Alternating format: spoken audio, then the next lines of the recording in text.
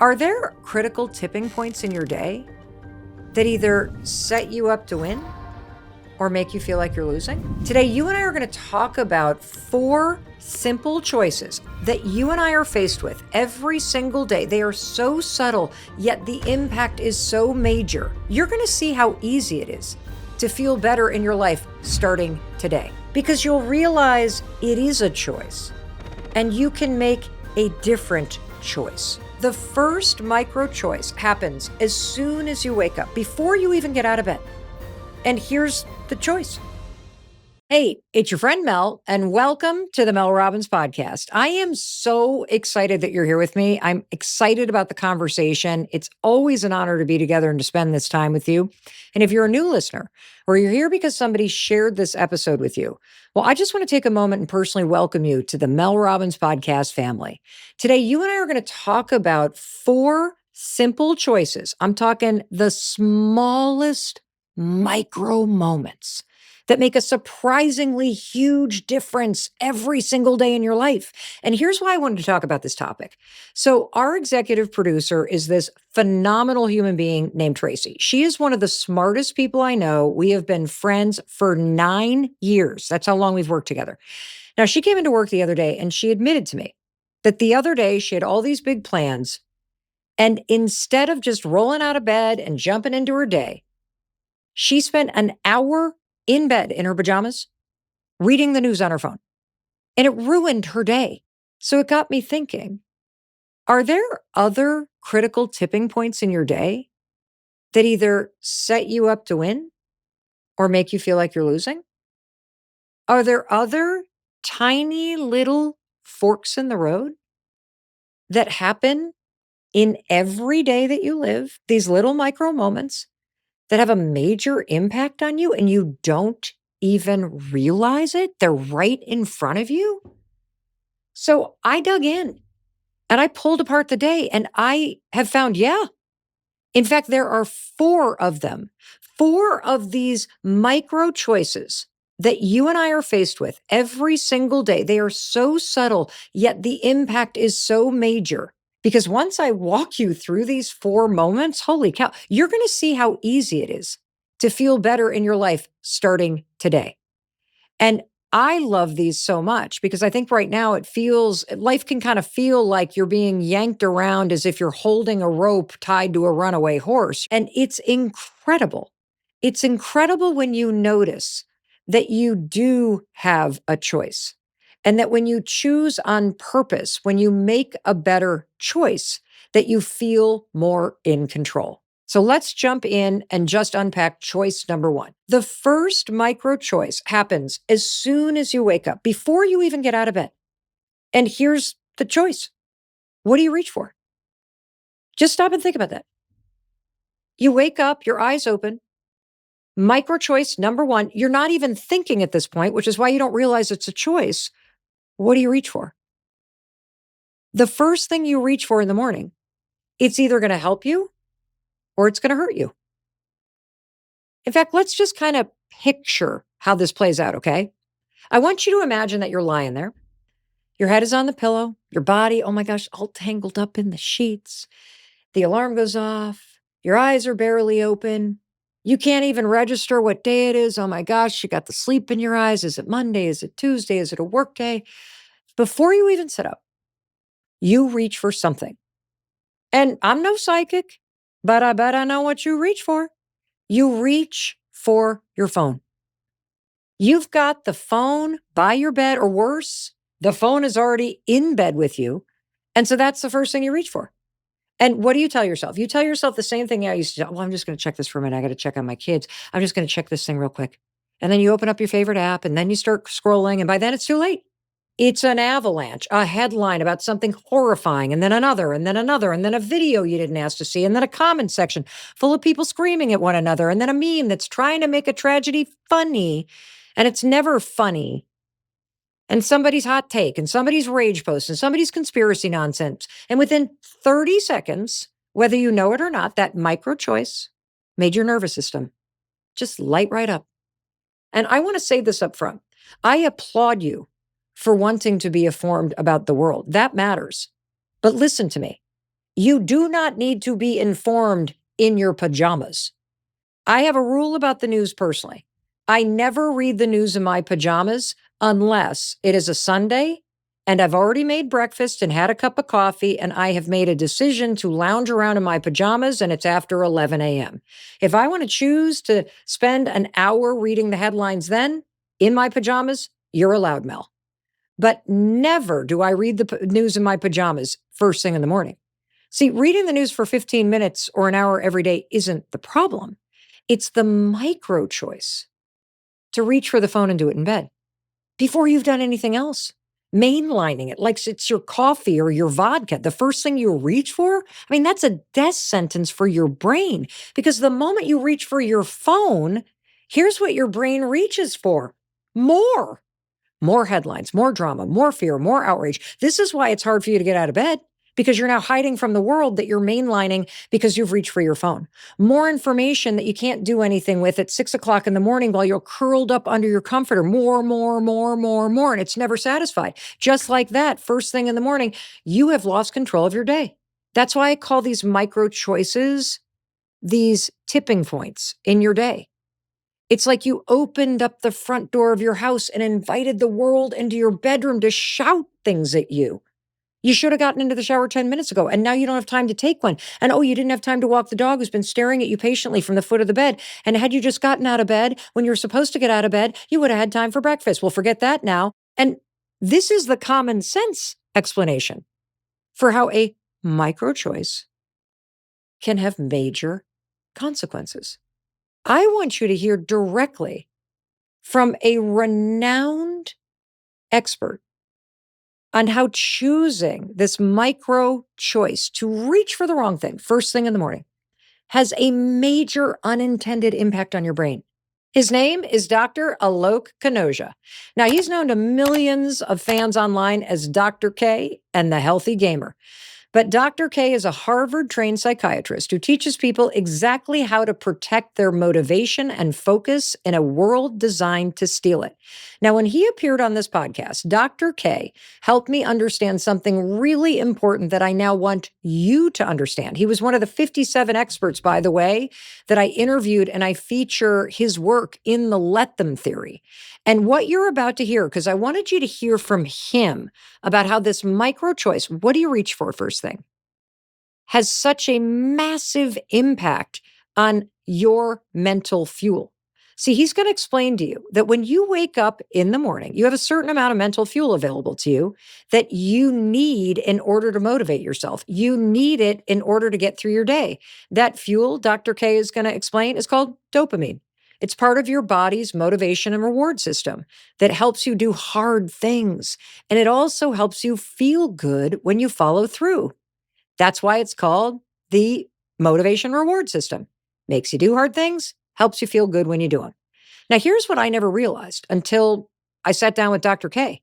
If first thing in the morning, when your brain is full of all that amazing, juicy mental fuel that helps you do all the hard things and be motivated all day, if first thing you make this micro choice to reach for something dumb and easy and cheap, like your phone, you are using up the fuel you need to get through the day on something stupid, and you're not even out of bed. So here is the clip from our conversation on the podcast where he explains all of it. Check this out. What a lot of people don't realize is that you have a certain capacity for pleasure and behavioral reinforcement when you wake up in the morning. So our dopaminergic circuitry in the brain, in this part called the nucleus accumbens, basically this is what gives us a sense of pleasure and also reinforces our behavior. So the problem with dopamine is we wake up in the morning and our dopaminergic stores are full. So what happens is we have a reserve of dopamine. So the way that this works is like, I want y'all to think about this. So let's say I wake up first thing in the morning and then I work for 4 hours. And then what is the reward, the subjective reward that I feel after 4 hours of work? It's really positive. Yeah. Then if I use technology for 4 hours, it's kind of whatever. But if I use technology for the first 4 hours of the day, and then I try to go and do work. You're not going to. You're not going to. And even if you finish the same amount of work, you will not experience the same level of pleasure because your dopamine has literally been depleted. Got it. So the way that I kind of describe this is imagine that you have a lemon that is full of juice. Yep. So at the very beginning, when it's full of juice, a small squeeze gets you a lot of juice. But by the end, you have to squeeze a lot to get very little juice. This is how dopamine is in our brain. So in other words, if you tap into technology and it invades your circuitry in your brain, it literally is like squeezing most of the juice out of the lemon first thing in the morning. First thing in the morning. And then that means that it's also going to impact your ability to do the work or to focus or to feel joy and all those things that normally, if you did those things first, you'd feel a sense of reward and joy for. Yes. So technology is like a hard squeeze. So if we use it first thing in the morning, we squeeze the lemon really hard and we get all the juice out. And then you have nothing left to feel good about because all of your dopamine stores have been depleted. I just love him. Don't you love Dr. K? And now I'm thinking about lemons. And that's a good thing because it's a great visual that I want you to take away from our conversation. As you reach for your phone, I want you to imagine and almost feel that you're squeezing your brain. As you pull the phone close to you, I want you to feel the lemon squeeze and tons of juice coming out as you start to go headline, social media. Oh, I don't need to buy that, but I'm buying it. Oh, what is this person doing? I'm looking at the comments and I'm checking the locations and now I'm reading work emails and juice draining from your brain. That's why this micro choice has such a major, major consequence. And I hope once you hear Dr. K put it that way, it will make sense to you that this micro choice, what do you reach for, matters a lot.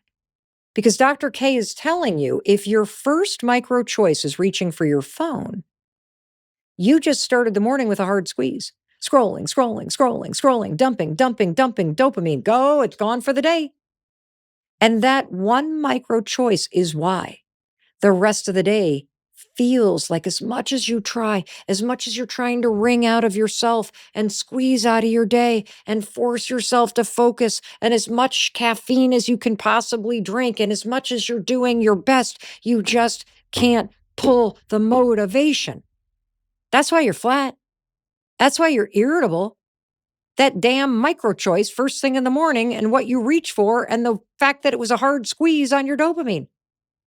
And once you realize, holy cow, that it's that first micro choice of reaching for the phone and reading, oh my God, that's draining the dopamine, you won't reach for it anymore because you'll realize it is a choice and you can make a different choice.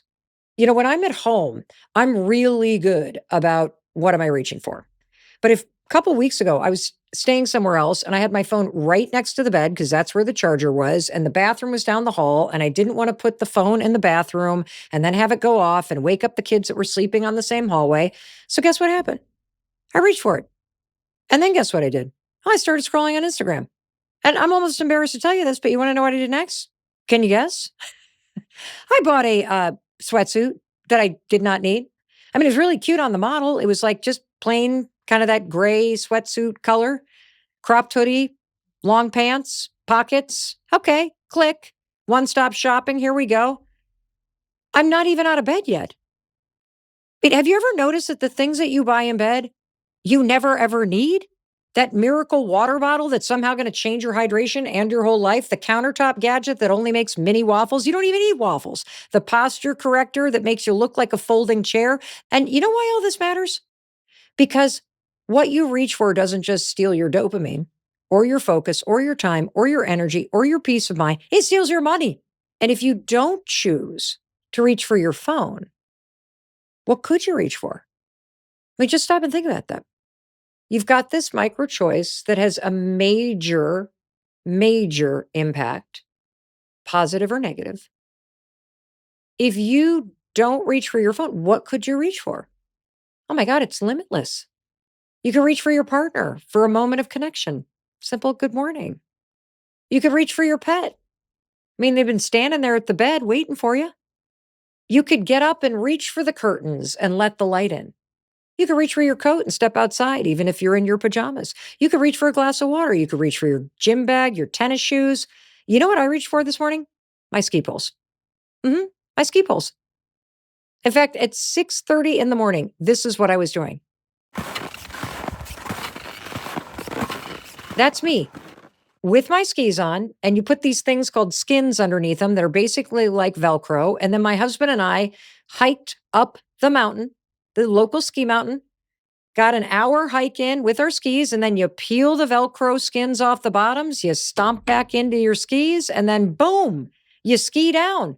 And you get to do it before the lifts even open. We've had a bunch of other experts come on and talk about dopamine, and they say if you can reach for something that is kind of difficult, maybe for you that's meditation. Maybe that's taking a walk. Maybe it's climbing a mountain like I did. Maybe it's just getting to the gym. I mean, that's the hardest part of the workout is actually getting to the gym. When you use that first squeeze to do something that's kind of hard, what's amazing is the fact that you use that dopamine to motivate you to do something hard first thing in the morning. That actually makes you feel better all day long. The science is incredible. So choice number one, what do you reach for? If you change nothing else, please change that choice. Because that one micro choice, that one tiny moment makes a surprisingly huge difference. It sets you up to have a good day, a day you deserve to have. And that brings me to micro choice number two, good day or bad day. What are you going to have? Are you going to have a good day or are you going to have a bad day? It's really that simple. Because if you're not choosing one, you're choosing the other. The story you tell yourself becomes the day you have. And I want to start with what it means to make this micro choice to have a bad day. Because I think it happens without even thinking about it. I mean, nobody wakes up and is like, oh, you know what I'm going to do today? I'm going to have a terrible day.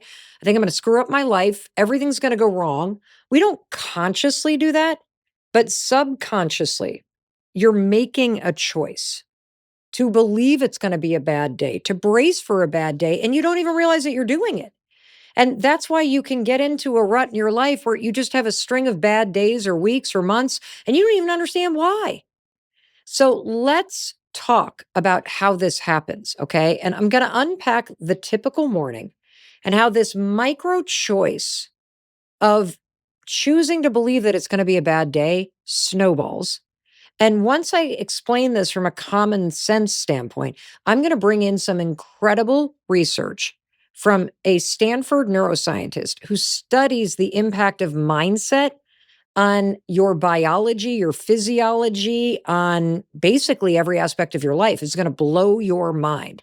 So let's start though with just the typical morning. Like you don't realize you're making a choice to have a bad day because, you just wake up, you've reached for your phone because until this moment, you didn't understand that that was a micro choice that is creating major problems, but you did it. It's okay. But now you're feeling it because you've mainlined the news or you've looked at 100 reels in bed, you're scrolling your life away on the phone, and then you finally look up and, oh my God, wait, it's already 8:00? Micro choice, major consequence. Now here's where the day goes off the rails. Not because you're late, but because of what you choose to start telling yourself. Oh my God, things are going to be terrible because I'm late. You jump out of bed and the first thought is, I'm behind. I wasted so much time. Oh my God, that's so bad. And then you start beating yourself up. Now you're not just late, you're pissed off at yourself. Then you see the dog just sitting there waiting for some attention and you get hit with that stab of guilt. And the thought is, oh my God, I am the worst dog owner in the world. This dog deserves so much better than this. And now every thought is bad, bad, bad, bad. And just like that, you have convinced your brain you're going to have a bad day. And now your brain, oh, it's like, okay, we're having a bad day. All right, I know what to do. Let me look for signs that things are going to be a bad day. On the way to work, you hit traffic. And the thought is, oh, of course there's traffic. And now you're gripping the wheel like you're in a fight. Then someone in the office says, hey, do you have a second? Body tightens. Your brain goes, no, no, no, I do not have a second. I'm drowning. I can't do this. Oh my God, now you're mad at me? And you smile and you say, sure, but inside you're dying. That's the thing about this micro choice. Bad. It's going to be a bad day. I'm bad for not getting it together. This micro choice isn't just one thought. It becomes another, and creates a filter through which you see everything and everything feels harder. You drop something. Oh, there's proof it's a bad day. You didn't get that thing done. Oh, there's proof you're a bad employee. Someone looks at you wrong or like doesn't respond to something that you said in a meeting. Oh, there's proof. You're bad. You're stupid. Why'd you say that? Your kid needs something for school that you forgot to buy. There's proof. Bad parent. I'm the one parent who can't get it together. And your brain is now stacking evidence. Every tiny, small thing. More evidence. See, I knew it. I can't win. I'm never going to figure this out. Oh my God, that's a lot, isn't it? It becomes a setting in your brain. But here's the good news, because I'm about to bring in some incredible science. If it's a setting in your mind, because after all, mindset is just settings in your mind. If you can set your mind to it's going to be a bad day, and you're aware of the power of a micro choice, then doesn't it stand to reason that you could change the settings in your mind with a different micro choice? A good micro choice that snowballs in a positive way, that builds evidence that you're capable, that you're going to make it through the day, that you got good energy, you got good intentions. And so I want to introduce you to somebody extraordinary. Her name is Dr. Aaliyah Crum. She's a professor at Stanford University, and she runs the Stanford Mind and Body Lab. This is what they've established in her lab with scientific proof that you can learn how to use the power of your mind to be successful, to be healthier, to have a better attitude, to be in a different mood, to have more optimism and resilience. And when she appeared on our podcast, I asked her, Dr. Crum, do mindsets really matter? And in this clip that you're about to hear, she's going to challenge you. You're going to hear her ask you some questions. Does how you think about your job change how you feel about your job? Does how you think about your health change your health? How can you really use the power of your mind to help you create a better life or to change the way your day feels? So I want you to take a listen to Dr. Crum. This is an excerpt from her appearance here on the Mel Robbins podcast. The work that we do in our lab is looking at mindsets about things related to our health. Oh. So take stress. Uh-huh. Do you believe that stress is going to kill you, or is it going to make you stronger? What's your belief about healthy food? Do you believe healthy foods are the disgusting and depriving option? Or do you believe healthy foods are actually indulgent and delicious? What about cancer? Do you believe that cancer is an unmitigated catastrophe? Or might cancer be manageable? Might it even be an opportunity to make positive changes in your lives? So these mindsets, Mel, they're not true or false. They're not right or wrong. They're oversimplified, highly evaluative judgments about the nature of these things. But they matter in shaping our lives. In fact, they create our realities. And they create our realities not through some kind of magic, but by design. So our mindsets change what we pay attention to. If you believe the world is dangerous, you're going to see more danger in the world. Our mindsets change how we feel and expect to feel emotionally. Our mindsets change what we're motivated to do and how we actually engage and behave in the world. And what our work has shown is that our mindsets also change our bodies. They change how our bodies physiologically prepare and respond to different things. I just find Dr. Crum's work to be so fascinating. And I have the transcript right in front of me, and I want to make sure that I repeat this accurately because I want to pull in what she just said to what we're talking about with this second micro choice. Is it going to be a good day or is it going to be a bad day? And does your mindset and belief about what kind of day it's going to be, does it actually matter? And what Dr. Crum's work proves, she just said it to us, is that our mindsets change how we feel and expect to feel emotionally. Our mindsets change what we are motivated to do and how we actually engage and behave in the world. And this is where it gets really interesting. The micro choice of having a good day versus the micro choice of saying it's going to be a bad day changes how your body physiologically prepares and responds to the rest of the day by design. So, what does that mean? It means these aren't just words, these are settings, settings that make a huge difference. And when you even just subconsciously start to brace and go, today's going to be a bad day, simply by making that micro choice, Dr. Crumb's research has proven that it can change how your body physically prepares for the day itself. And what's really cool about bringing Dr. Crumb into this is that she's established this with research, pioneering research in her lab. But I'm also going to appeal to you as your friend and say, I think you know this is true based on common sense. And so now that I see it and I'm aware of it, let me make a different choice. And here's the choice I want you to make. Today is going to be a good day because I'm going to make something good happen.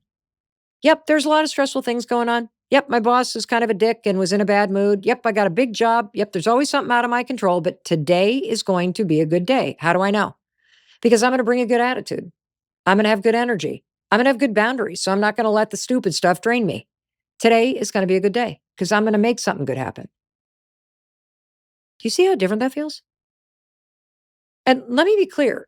When you intentionally choose in this micro moment, you choose good. That doesn't mean you're delusional. It doesn't mean you're pretending that life isn't hard or the news isn't terrifying or that your inbox isn't a dumpster fire. Choosing good is like reaching for a tool in your toolbox. You understand the power of your mindset on your body, on your stress, on your ability to respond. It means you're deciding on purpose how to set these settings in your mind so that you feel a little better regardless of the dumpster fire that's in front of you. Choosing to have a good day for no reason, or in spite of what's happening, or to make something good happen, or to just have good energy, or to look for the good. That is a powerful thing to do. Today's going to be a good day because I'm going to look for something good. I'm going to bring the good. I'm going to have a good attitude. I'm going to be doing a good job. I'm going to be good to other people. I'm going to be in a good mood because it helps everybody else. I mean, right now, it's like you're choosing bad and you don't even realize it. You do it by default. It's like you can be in a bad mood for no reason. That means you can be in a good mood for no reason. It could be 5 o'clock in the afternoon. It could say, the first part of the day sucked, but the rest of the day is going to be a good day because I'm going to make it a good day. I'm going to focus on having a good attitude. I'm going to do something good. I'm going to be a good friend. I'm going to, find the good. I'm going to make myself be in a good mood. I'm going to do something for a half an hour tonight that always, makes me feel good. You can pull this lever. You can make this micro choice at any time. And one last note on choice number 2. Is it going to be a good day or a bad day? And why it matters so much is that it's true. There's a lot going on. There's a lot of bad things in the headlines. There's a lot of stressful things going on at work right now. And there's very valid reasons to be stressed or worried. But the settings in your mind matter because they're not going to change the problems that you see in the world. They're not going to change the problems that you may be facing in your life. The settings in your mind change you. They help you face the problems. They help you get through the day. They help you by reminding you that there are things in your control. Your time, your energy, your mood, what you focus on. And when you choose to focus on the good, when you choose to focus on your energy, on doing something good, on bringing a good mood to work, that changes how you are able to face the things that are going on in your life. Now let's talk about the third micro choice that is quietly in the background, running your life. What is micro choice number 3? You decide, fuel or fumes. See, this micro choice is so easy to make without even thinking about it. And here it is. Are you going to run your day on fumes or are you going to run your day with fuel? In other words, are you going to run on empty or are you going to run on full? Because either way, you got a tank of gas and you're going to be running. You have got a lot of big and important things to do. I know you. Of course you do. You're running around all over the place. So the question is, are you doing it with your tank on empty, or are you fueling yourself for everything you need to get done? And I want you to be honest as your friend, because this is where a lot of people are lying to themselves. I used to be one of them. I grew up in the generation where they always used to say when I was little, breakfast is the most important meal of the day. But then I go to college and I got a different message. You got to be skinny. So it's time to start starving yourself and skipping meals and exercising on an empty stomach and hydrating with caffeine. And then I wonder why I have anxiety and I'm constantly bitchy and stressed out. And I can hear you saying, Mel, I know I need to have better fuel, but I don't have time. It's so busy in the morning. I don't have time. Okay. Well, then you're going to love this, because I'm not going to ask you to become a new person. I'm not going to ask you to overhaul your diet, track macros, buy a blender, join some wellness cult. That's not what we're doing here. The choice is very simple. Are you feeding yourself or are you starving yourself? I get it. You're late. You grabbed your phone. You did this. You didn't do that. You didn't have to. Blah, blah, blah, blah, blah, blah. But then you wonder why you're irritable. You wonder why you can't focus? Why everything feels hard? Why you're snapping at people you like? Why you feel anxious? Why the littlest things at work just piss you off? This choice, am I running on fumes or am I running on fuel, affects your entire day. And it starts when you wake up. So as I was getting ready to have this conversation with you, I was doing a bunch of research, and my friend, Dr. Nicole LaPera, who goes by the holistic psychologist online, she's extraordinary. She's brilliant. She's a New York Times bestselling author. Tens of millions of people follow her because she breaks down all kinds of psychology and research and teaches you how you can apply it to heal and improve aspects of your life. And she puts up this post, and it was a post about the importance of eating protein first thing in the morning. She basically explained that in the first 30 minutes of the day, when you wake up, your cortisol levels are the highest. Now, cortisol is that, they call it the stress hormone, but it's highest in the morning because arguably it's supposed to help you get going. So for the first 30 minutes of the day, when your cortisol levels are the highest, you may be grumpy and irritable and upset, and you don't even know why. And then she says that eating protein first thing in the morning is a very important thing to do to help you regulate your emotion. And in the caption, she went on to describe that it's important because regulating your blood sugar directly helps you regulate your emotions. And this has been a huge shift in my life. I mean, if you've been listening to the podcast recently, you know that health is my number one goal. And in particular, I've listened to all the medical and nutritional and scientific experts that have come on this podcast in every single possible discipline, who have all been talking to us about the critical nature of protein. Protein for focus, protein for muscles, protein for energy, protein for life. I was never a big breakfast person.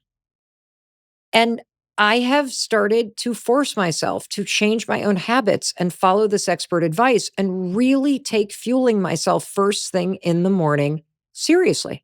Are you going to make time to fuel yourself? Or are you going to fly out the door and just dig around in your backpack and eat that half-eaten granola bar, dust all the sandy stuff in the bottom of your backpack off it and choke it down?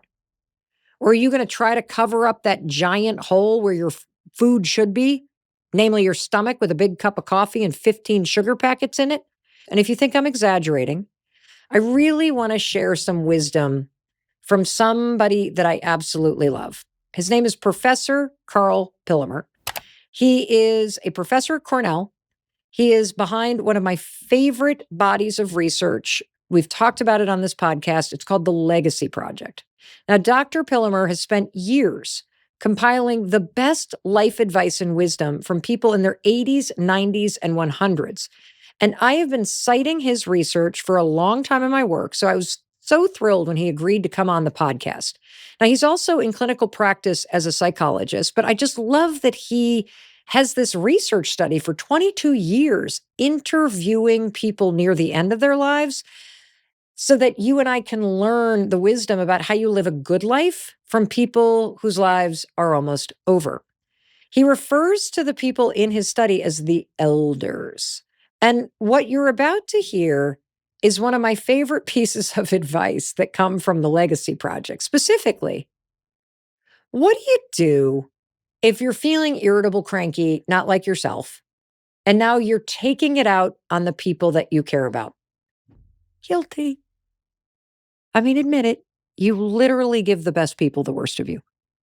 You blame work stress and the fact that you're tired and hungry for why you just scream cried at somebody in your kitchen that you're related to. What I love about Dr. Pillemer, and I really want you to just sit with this, is this wisdom and insight that relates to this micro choice. Are you running on fumes or are you running on fuel? That comes from 2 decades of research. Here's what Dr. Pillemer had to say on the Mel Robbins podcast. If you're having a lot of serious arguments, you find there's a pattern to arguments. Rather than therapy, the cure might be a sandwich. Because my wife and I, though we'd be traveling and we'd forget to eat, and our argument, like who chose the bad hotel or why we got there after the museum closed, would be unbelievably intense until we realized that we were hungry. And there's good research on this, Mel, showing that you should not argue when you're hungry. And so one of the things the elders said, like one of their little lessons is, if you're having an intractable argument, get something to eat and see what happens. I love that advice. And here's what I'm realizing. My mouth is kind of open because I'm now processing what you're saying. My husband and my kids do that with me because I will get so lost in what I'm doing. And then next thing you know, I'm bickering about something just so stupid. And I'm the jerk, right? And somebody in my family will go, when's the last time you ate? And sure enough, 5 or 6 hours ago. Try it out, a cup of tea and a biscuit if you're having a terrible argument. So that was one of their key points. And that's why this third micro choice is so powerful. And you can make it at any single point in the day. I'm hoping that you're gaining the self-awareness that you recognize the power of what do you reach for? Today's going to be a good day. And am I going to run on fuel? Those 3 choices together, holy cow, they set you up differently, don't they? Because when you're running on fumes, have you ever noticed that what can feel like a massive emotional problem, it's so overwhelming? It's overwhelming because you are in a human body and brain running on empty, on fumes. That's why you feel like you can't handle this. And it's also why if you just take an exhale and you get a great bowl of chicken soup, no, it doesn't erase the problem, but with some fuel, you often have a different perspective. With some fuel, you have renewed energy. How many times have you had a day where you catch yourself and you think, oh my God, why am I being such a monster? Why is everything pissing me off at work today? Why am I not myself today? And then you realize you're stuck dealing with a depleted body and mind. And so what is the takeaway? Stop pretending you're fine running on fumes. This isn't making you skinny, it's making you anxious and irritable. One fuel choice early in the day, especially in the morning, especially protein. If you're somebody who does intermittent fasting, great. Maybe that works for you. But the question is still the same. When you do break the fast, what are you fueling yourself with? Are you choosing something that stabilizes you and empowers you and energizes you? Or are you choosing something that gives you a quick spike, tons of carbs, tons of sugar, all kinds of junk, and then crash, leaves you still feeling empty? If you feel like you're running on fumes, I want you to take advice from Dr. Pillemer and all the wisdom from 20 years of studying people in their 80s, 90s, and 100s. Just get something to eat and then see what happens. That's the micro choice that has a major impact, and it's a lever you can pull at any time. Don't you love this? I love this topic so much. I had so much fun digging into this and really thinking about it, and it's been crazy empowering. And that brings me to the 4th micro choice that has a surprisingly huge impact and makes a huge difference every single day. And that choice is scroll or sleep. Because at the end of the day, there's this one tiny moment. We all have it. You have it every night. So do I. that decides how tomorrow is going to feel. And it happens right when you finally have a second to yourself. Oh my God. The whole day has been for everybody else. Oh my God. Work, school. Oh my God. Taking care of everybody. You're done with the dinner cleanup. The kids are in bed. The dogs have been fed. You've done the dishes. You're done. You're done doing things for other people. And then you look at the clock and you think, okay, I really should go to bed. But you don't, because there is a choice sitting right there in front of you at the end of every day. Oh my God, the micro choice is right there. Are you going to scroll or are you going to sleep? And you know what I used to say? Here's what would happen when this moment would hit, because you have this moment every night. So do I. Everybody does. We're going to have this moment for the rest of our lives. Okay? You know what I used to say before I figured out these 4 micro choices? Here's what I used to say. I used to say, you know, I should go to bed. I should just go to bed. I should not even pick up the phone. I should just go to bed. And I want you to notice something, because that's what you say to yourself too, right? You're sitting on the couch, you're done watching TV, you go to turn TV off, and you're like, God, I really should go to bed. And you're reaching for your phone, or you already have your phone in your hand. But notice when you say, I should go to bed, that's not making a choice. When you say, I should go to bed, you're making yourself wrong. When you stop in that moment, every single night you have this moment, and instead you give yourself a choice.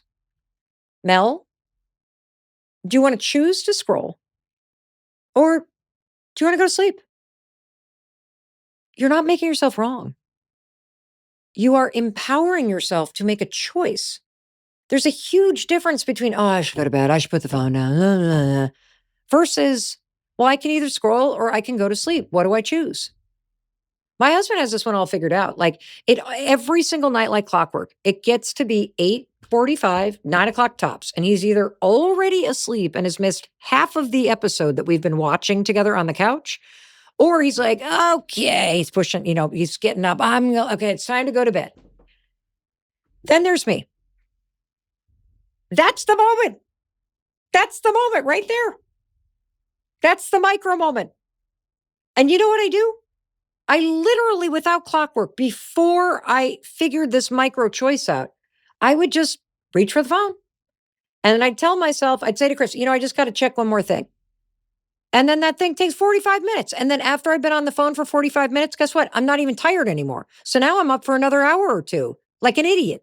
I was tired at 9 o'clock when he was going to bed, but now that I've been scrolling on the stupid phone for 45 minutes, now I'm up. So now I'm like, I got another hour of me. And I'm going to be honest with you, because I've really tried to take apart this moment at night, this micro choice. Do I scroll? Do I go to bed? And I'm wondering if you feel this way too. There's this feeling as Chris is going off to bed and I pick up my phone, I almost feel a little rebellious. I feel a little naughty. You know what I mean? It's the same feeling that I had in college when I would smoke a cigarette. You light up a cigarette, it's kind of like a giant F you to the world. You're like, I'm a badass. I'm in charge of my decisions. And when you pick up your phone at night, there is this rebel thing that you feel like, I'm in control of my time, so I'm going to use it to scroll past all this stuff I don't need to know right now and make myself feel insecure and stressed out and freaked out about the state of the world. But damn it, I'm choosing to do this because all day long I had to react to you dumbasses at work. And so now I'm going to sit here like the badass that I am and brain rot while I scroll on my phone late into the night. It's almost like that moment right there. It's like it's the first time all day that your life is yours and you're stealing the time back from everybody else. Researchers have labeled this revenge bedtime procrastination. You're getting revenge on everybody all day long who stole your time. And then you delay sleep to psychologically reclaim some freedom after a day that didn't feel like it was your day. But here's the problem with this micro choice. I get it because I've spent a long time doing this. What starts out as a little bit of time gets out of control. And then it becomes part of your bedtime routine. And then you need it as the precursor to going to bed. It's not relaxing. As you're sitting there going, just 5 more minutes, your nervous system is like, oh my God, oh my God, oh my God, we're not landing the plane. We're taking off again. Why are we going back up in the air? I thought we were coming in for a landing and we were about to go to bed. What the hell is going on? And then you're in it. Then you're in it. Just like in the morning. Just like in the morning. The first thing you reach for, next thing you know, it's 30 minutes. And it's all the same stuff that pulls you in and brings you down that rabbit hole. The headline that punches you in the chest, the video that you can't unsee, the comment section that makes you lose faith in humanity, a random argument that you didn't even join, but now you're pissed off about what these total idiot strangers, a third of which are bots, are arguing about at 11 o'clock at night. When you do that at night, you're telling your brain, hey, stay alert, keep scanning, don't power down, we can't sleep now. That's why you're exhausted. That's why you're having trouble falling asleep. Here's why this matters so much. It's not just that you lose an hour of sleep. It's that you're waking up tomorrow feeling behind.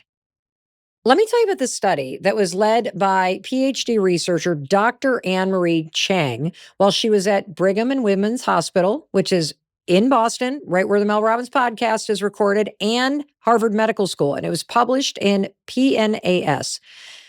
Their research found that reading on a light-emitting device right before bed, i.e. your phone, delays your internal body clock and it suppresses melatonin. That's the hormone that helps your brain shift into sleep. So the translation for a normal person like you and me is put the phone down, sleep, not scroll. Your phone isn't, quote, helping you relax. Your phone is telling your brain, time for takeoff. We're not landing right now. Now, there's one more reason why this micro choice is so important, that you start choosing to sleep instead of choosing to scroll. Now, I've been talking about choosing to scroll while you're still on the couch, because that's where I was falling into the trap. I've broken my habits around reaching for the phone in the bed and having my phone in the bed. And I was not even aware of the research that I'm about to share with you from a psychologist, Richard Bootson at Northwestern University. But this is research specifically about what happens when this micro choice, am I going to go to sleep or am I going to scroll, is not happening on the couch, but you're actually doing this in bed, which is probably more likely where you're doing it. And I get it. Well, it just relaxes me. So I climb into bed and I just, watch terrifying headlines and a bunch of reels, and I look at things that I don't need to buy, and I stare at people's lives that I wish I was leaving, and I look at celebrities and I read all the snarky it's very relaxing. So that's what I do. I need to do that. Stop it. Stop it. Stop it. Wait till you hear this research. Your bed needs to be phone free, because your bed is supposed to train your brain to sleep. You have to stop turning your bed into a place where your brain is trained to be awake and wired. I mean, this makes sense, right? If you really kind of zoom out, the idea is simple. Everything about your bed and your bedroom should be like, ding, ding, ding, ding, ding. Let's land the plane. It's time for sleep. Not cueing, okay, pick up the phone and stroll, or stress, or news, or work, or shopping, or family drama. Your brain is an association machine. It's looking for patterns. So if you turn your bed into an office or a newsroom or a mall, your brain is going to stop connecting bed with sleep. And if you're the kind of person that's developed a habit of needing your phone and needing scrolling to fall asleep, then it probably doesn't surprise you that if you get up in the middle of the night because you have to go to the bathroom and you come back to bed, what are you reaching for? The phone. Because you have trained yourself to believe that you need scrolling in order to fall asleep. The micro choice is, do I choose to scroll or do I choose to sleep? And it's the same thing I've been explaining this entire conversation. One tiny choice that has huge, huge consequences to it, positive or negative. And here's what you can do. This is what I call, before you tuck yourself in, you need to tuck your phone in. And the American Academy of Sleep wants you to tuck your phone in 30 minutes before you're going to go to sleep. That's, I think, something you can do.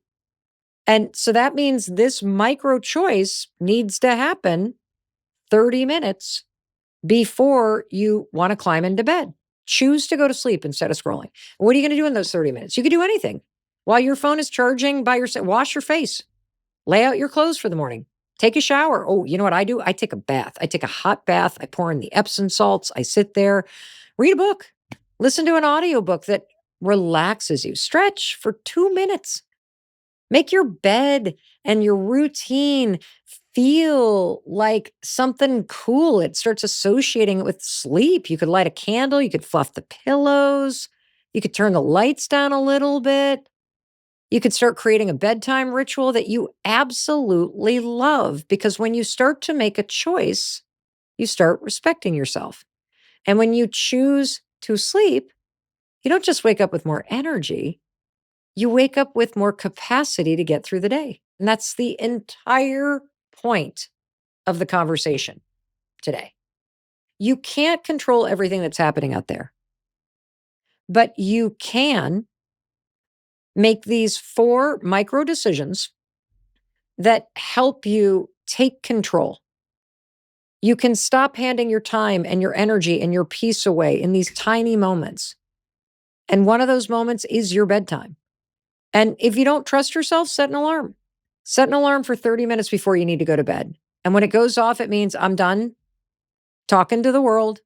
I'm done allowing things into my brain. No more headlines, no more emails, no more video games.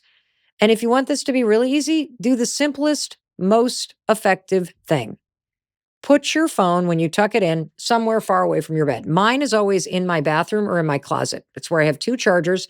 That means when the alarm goes off, I have to get up out of bed and go turn it off. And by the time I get to my bed, I'm awake enough that I'm not reaching for it. I just turn off the alarm. I'm done. I don't even pick it up. I don't take it with me.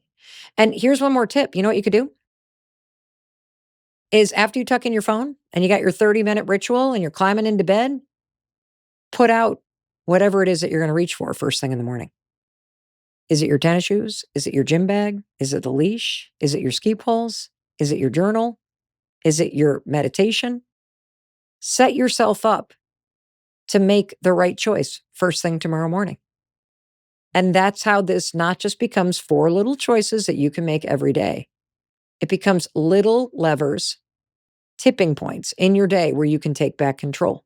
That's it. That's how you take your power back. All of it.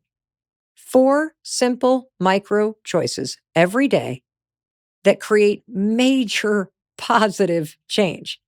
And yeah, they seem simple, but isn't that why you love them? You can remember them. Now that you see them, don't you see it as so obvious? It's like, oh my gosh, they were there all the time, Mel. Thank you for pointing that out. That is so cool. I just love this. I can't wait to hear what happens in your life when you choose to reach for something every morning that feels good, that sets you up, that calms you down. I can't wait to hear what happens in your life when you choose to tell yourself every single day, today's going to be a good day. I'm going to make something happen that's good. I'm going to have good energy. Because the more you wake up and make that choice, the more it becomes the truth. The more it's the filter that your brain uses all day, the more the settings in your mind change. And the same thing with the choice of, am I running on fumes or am I putting fuel in my body? Like that decision alone is going to change how your day goes. And of course, this moment at night, oh my God, you and I have this moment for the rest of our life. You will not live a day for the rest of your life where at night you are faced with that choice. Do I scroll? Do I sleep? And now that you know that it's a choice, I really hope as your friend, you make the choice that empowers you the most. And the best thing of all about all these 4 choices is you don't have to do all 4. And you don't even have to do them today because they are there every single day. And even if you miss one, you can then pick up with the next one. And if you miss 2, you can pick up with the 3rd. And if you blew the entire day, you can pick up with the 4th. Okay, I'm just going to sleep and call this day a wash. And then I'm going to wake up tomorrow and reach for the right thing. Remember, micro choices, massive impact. And in case no one else tells you today, I also wanted to be sure to tell you that I love you and I believe in you. And I believe in your ability to create a better life. And there's no doubt in my mind that when you start to take these 4 micro choices seriously, you will experience a massive positive change in your day-to-day life. Alrighty, I'll see you in the very next episode. I'll be waiting to welcome you in the moment you hit play. And for you sitting here watching with me on YouTube, I just want to say, please share this with somebody. Don't just sit and watch. Please do something. And take a minute and subscribe to this channel because it's really a way that you can support me in bringing you new videos every single day. And I'm sure you're looking for something really inspiring to watch, to really move you. So I want you to check out this video next.